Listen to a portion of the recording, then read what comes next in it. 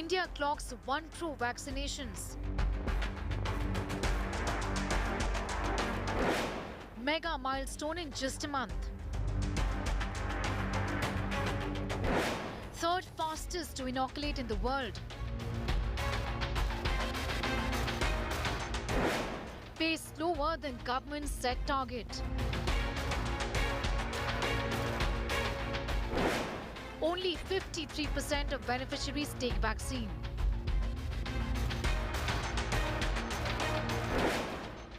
Vaccine hesitancy, India's biggest challenge. Does vaccine drive need a booster? Hello there, you're watching our special broadcast on what lies ahead for India vis-a-vis its vaccine strategy. We have achieved more than 1 crore vaccinations, but the pace is slow. Whichever way you look at it, India has its task cut out when it comes to bringing in more players and inoculating a lot more people to achieve some amount of herd immunity. We discussed that threadbare up ahead on the show with Dr. Randeep Guleria and also our other experts on the show. I'm Sneha Moldani, and here is our special report. India, of course, has achieved the target of 1 crore vaccine doses, but how can the world's largest immunization drive pick pace further to ensure that they achieve the target of 30 crore vaccinations by the month of July? Take a look. In terms of the South Africa variant, in India, the strain has been detected in 4 South Africa returnees in January 2021, 1 from Angola, 1 from Tanzania, and 2 from South Africa. All travelers and contacts have been tested and quarantined. Now, the Brazil variant of SARS-CoV-2, it is also known as 20J/501Y.V3, a single case of variant strain detected in Brazil returnee in the first week of February 21. The traveler and contacts have been tested and quarantined. The announcement of new variants. Once again, an unknown enemy knocking at our doors. Added to this, the pandemic surging in Maharashtra, with strict restrictions announced in at least 3 districts of the state. The picture is far from rosy. The COVID-19 pandemic is throwing up new challenges every single day. Vaccine watchers and medical experts say that effective vaccination is going to be one weapon in our arsenal to tide over this wave. But there has to be a mid-course correction. Experts have highlighted that at the current rate of vaccination, India will not be able to reach its aim of inoculating 30 crore people by July. In the first month, we've administered just over 8 million doses. That's a deficit of 92 million doses. And that kind of a backlog will become insurmountable very quickly.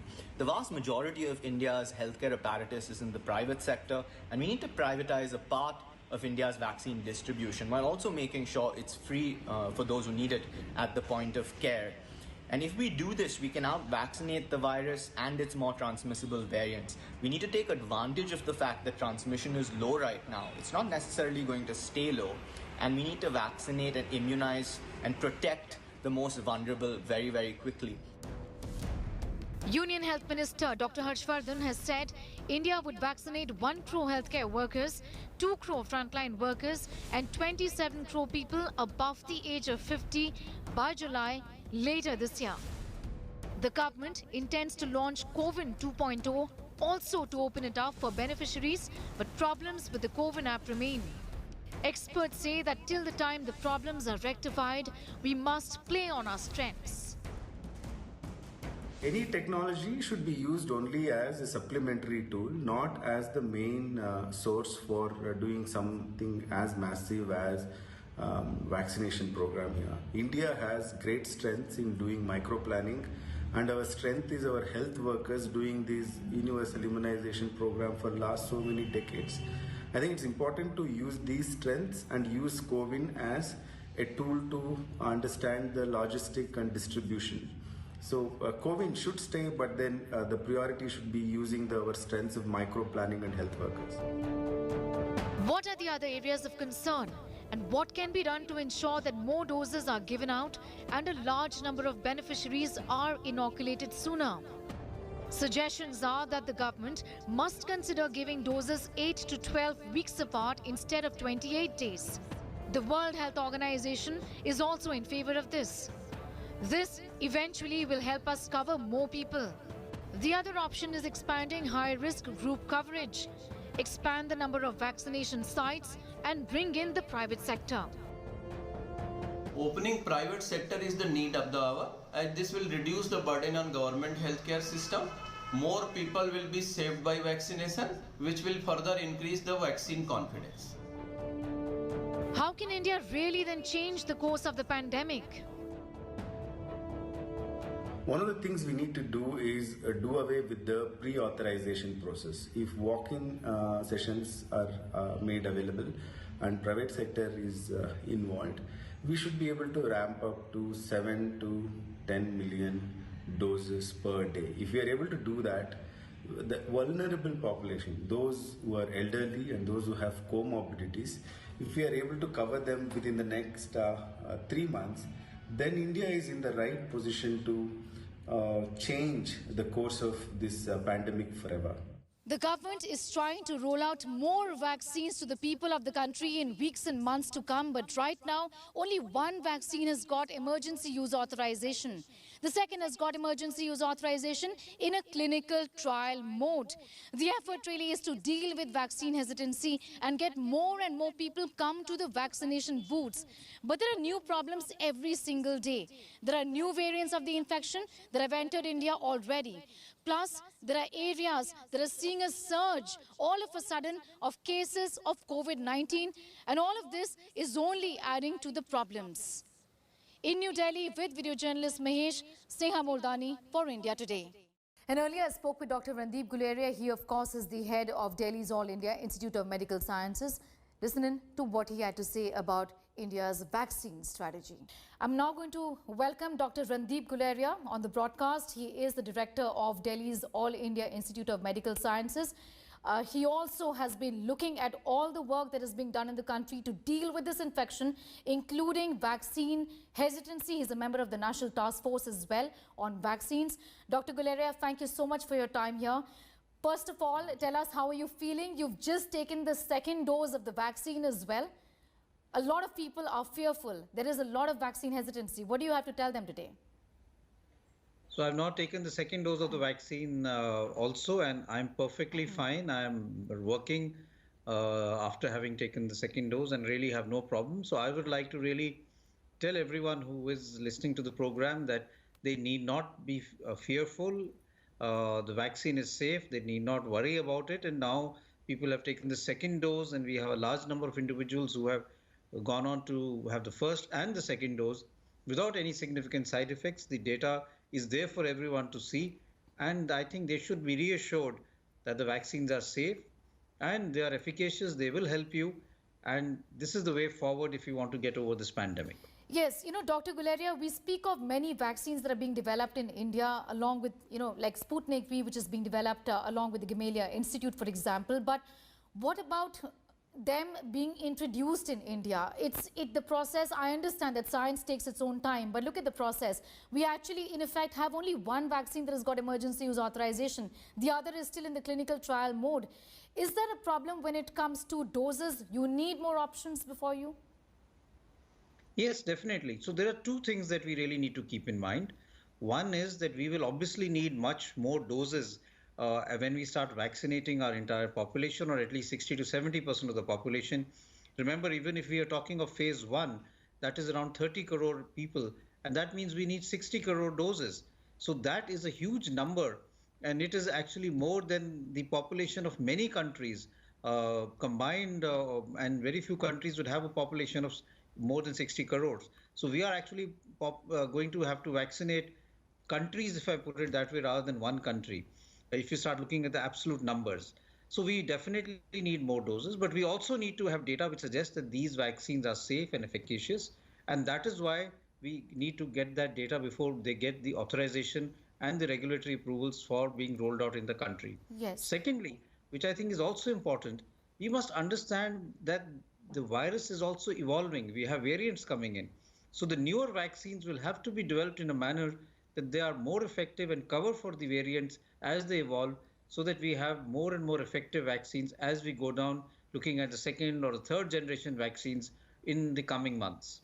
You mentioned the new variants, the South African, the Brazil variant, and of course the UK variant, the B.1.17, essentially. Which of our vaccines are acting against any of these variants? Do you have any data just yet? So the ICMR had come out with data which has shown that especially the Covaxin was effective, and the data shown by UK suggested that also Covishield, which is the AstraZeneca, is effective against the UK strain. There are still data emerging and there is some debate as far as the African strain is concerned and AstraZeneca is concerned, but I think we need more data. What most of the studies do suggest is that some vaccines may lose a little bit of their efficacy against the new strains, but they may still be effective. Remember, we still have a buffer as far as the efficacy of the vaccine is concerned. And even if the efficacy comes down to some extent, they will still be effective. And therefore, I think we need to be sort of reassure everyone that the vaccines will still work with the new strains emerging. But as these strains evolve, science has to evolve to meet these challenges of getting better and better vaccines out there. And we may even have a time where we are looking at what we have for influenza. For influenza, because of different strains, we have a quadrivalent vaccine, a vaccine which covers 4 strains, 2 influenza A strain and 2 influenza B strain. It may be possible that we may have a bivalent or a trivalent or a quadrivalent vaccine which covers multiple strains of COVID-19 as we look at the different variants. And therefore, that may evolve as we look at newer generation vaccines in the coming months. Dr. Guleria, I just want to quickly get a point from you, because Maharashtra continues to be an area of concern right now. I just want to ask you, what's your overview of the situation as far as the country is concerned, vis-a-vis the cases, and specifically the 3 districts in Maharashtra? So if you look at the country, we are still in a good position. Our cases are still down, although there's a slight increase in the overall number. Okay. Our case fatality is also low. But having said that, we cannot be complacent. We need to realize the situation can change anytime, and this has happened in many countries. And that is why 2 things that I keep stressing. One is that we need to really continue to follow COVID appropriate behavior. Many people have now started feeling that the pandemic is over in India. There's no need to have physical distancing. There's no need to wear a mask. Hand washing is not important. And we're seeing that in many states, and that is leading to the resurgence or increase in number of cases. Okay. Secondly, including is that we need to Maharashtra. get more, including Maharashtra, and we need to get more and more people to come forward to get themselves vaccinated. As we move forward, we need to open up more vaccination centers, try and get a larger number of our population vaccinated so that there is some degree of immunity everyone has against the virus, whether it be the old strain or the new strain. That will also help in decreasing the number of cases in our country. And this window of opportunity that we have right now, we should not lose, because things can change anytime in the coming weeks. All right. Thank you so much, Dr. Randeep Guleria, for your perspective on that important story. Things can change anytime really is the message there from the government. So we really can't let our guard down. So while India has given nod for 2 vaccines against COVID-19, that is Covishield and Covaxin, there are 4 other vaccines that are in the pipeline. The first one being Zydus Cadla's ZyCoV-D, which is being developed by this particular company called Zydus Cadla, based out of Ahmedabad. This is right now in the 3rd phase of trials. The other vaccine is Sputnik V, which has been developed by Russia. This vaccine is currently in the 3rd phase of trials in the country. Bridging studies essentially are underway. The other vaccine is a vaccine that is being developed by a company called Biological E. And this again is in the phase 1 trials. It's a Hyderabad-based company. And the 4th one, which of course is a promising India's own mRNA vaccine being developed by a Pune-based company called Genova Biopharmaceuticals. And Dr. Arvinder Singh Soin is joining us. He is of course a practicing doctor at Medanta Hospital. Thank you for your time. You of course have taken a dose of the vaccine yourself, and this at a time when there is fair amount of hesitancy surrounding the vaccine. Just tell us, how are you feeling after taking the vaccine? Sneha, I think it's very creditable that from knowing almost nothing about COVID about a year ago, we've got 1 crore people vaccinated. So that's something to pat ourselves for. But we cannot rest easy because, after all, less than 1% of the country has got vaccinated. So if you look at it from the other side, because of our population, we haven't actually vaccinated enough people. Yes, I've had the first dose, and a lot of my colleagues have had the second dose. I'm actually waiting for my second dose. As soon as they call me for it, I'm going to have it. Because, it should be very clear that you need both doses for protection. And it's only after 2 weeks of taking the second dose that you're actually protected. So I would say that, one, everybody that's offered the vaccine, that's the frontline workers, should go for it, both doses, and you should motivate your colleagues and friends, whoever are actually in line for it. Yes, But Dr. Soin, if we don't actually increase the rate of vaccination, it will take us 2 years to actually get to the 30 crore mark, the first lot of people that are supposed to get the vaccine. So we need to speed up, we need to ramp up the facility for administration of the vaccine, and people need to accept it.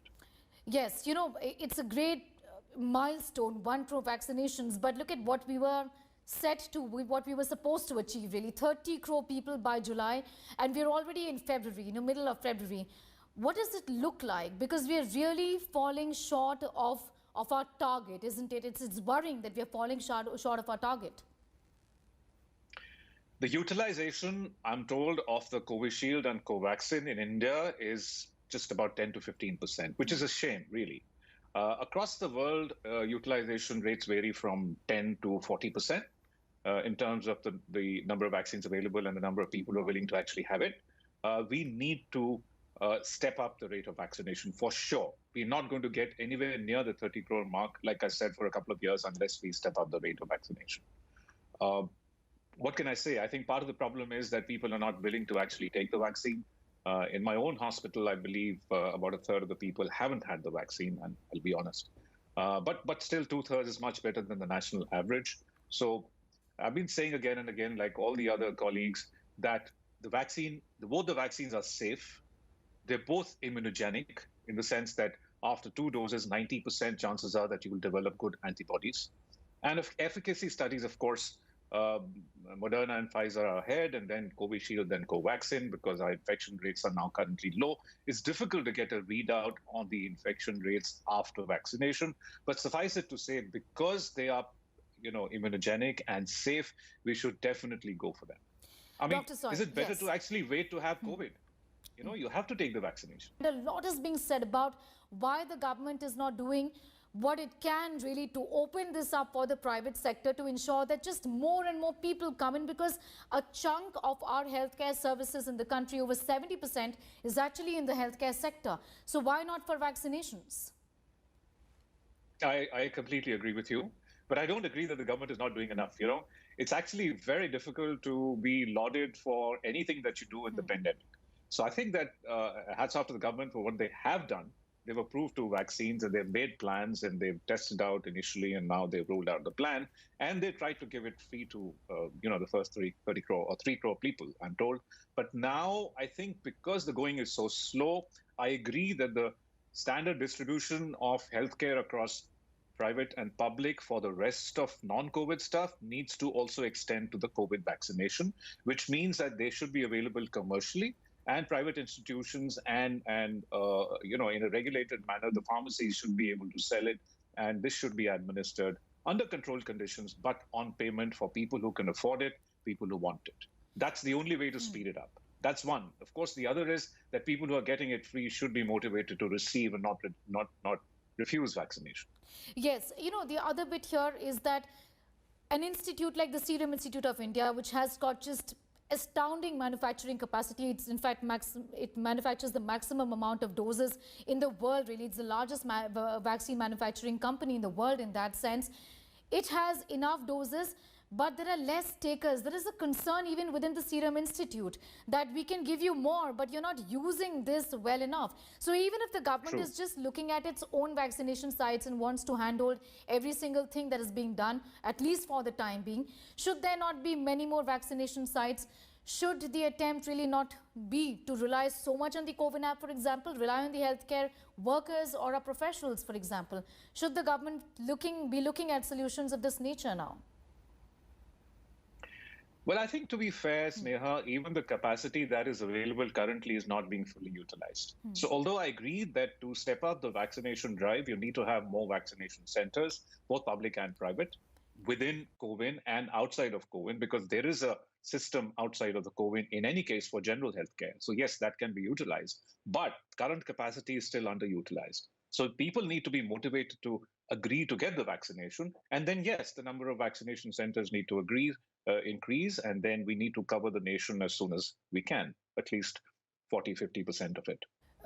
Dr. Arvinder Singh Soin, thank you so much for joining us. Well, India has hit the 10 million mark in vaccinations. After the healthcare workers and frontline workers, the moment to vaccinate those 50 years of age and plus category is just nearing. The government says it's ready and will soon launch CoWin 2.0. So how different is it going to be from the present form of this app? Let's take a look at this report by Milind Sharma.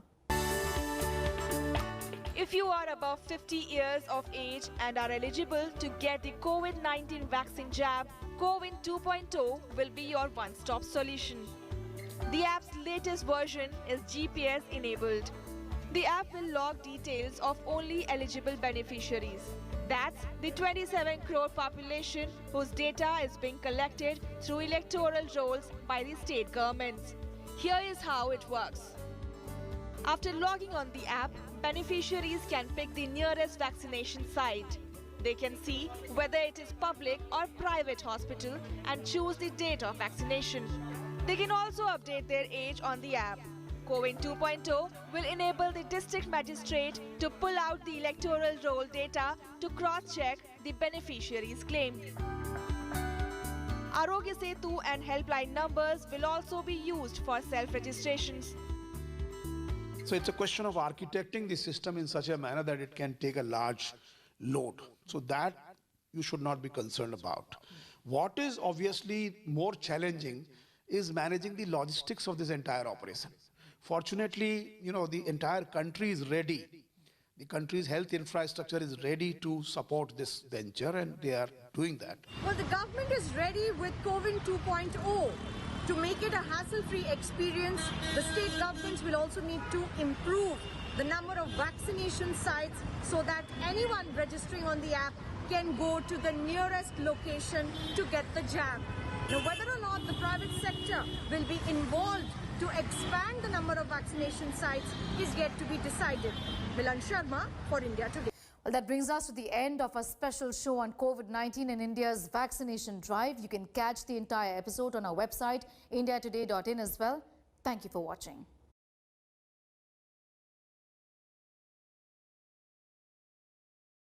Hi everyone, Preeti Chaudhary here. Hope you like this video. For latest news and analysis, like and subscribe to the India Today YouTube channel. And don't forget to press the bell icon to stay updated. Thank you for watching.